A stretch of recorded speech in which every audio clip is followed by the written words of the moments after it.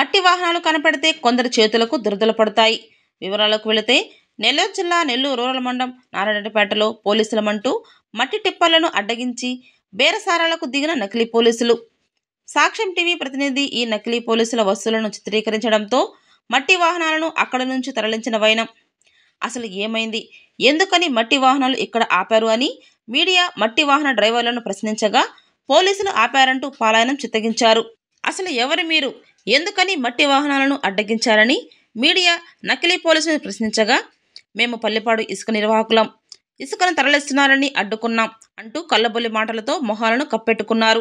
బహిరంగంగా మట్టి టిప్పర్లలో మట్టి కనిపిస్తున్న ఇసుక తరలిస్తున్నారని ఆపడం జరిగిందని అనడంలోనే వారి నకిలీ భాగోతం బట్టబయలైంది. నకిలీ పోలీసులు మట్టి వాహనాల వద్ద వసూళ్లకు పాల్పడుతూ మీడియా కంటికి కనిపించింది. ఇక్కడ కనిపిస్తున్న నకిలీ పోలీసులైతే తెరచాటున అక్రమ వసూళ్లకు ఎంతమంది కేటుగాళ్లు పోలీసుల అవతారాలు వేస్తున్నారో జిల్లా పోలీస్ యంత్రాంగం ప్రత్యేక దృష్టి సారించవలసిన బాధ్యత ఎంతైనా ఉంది.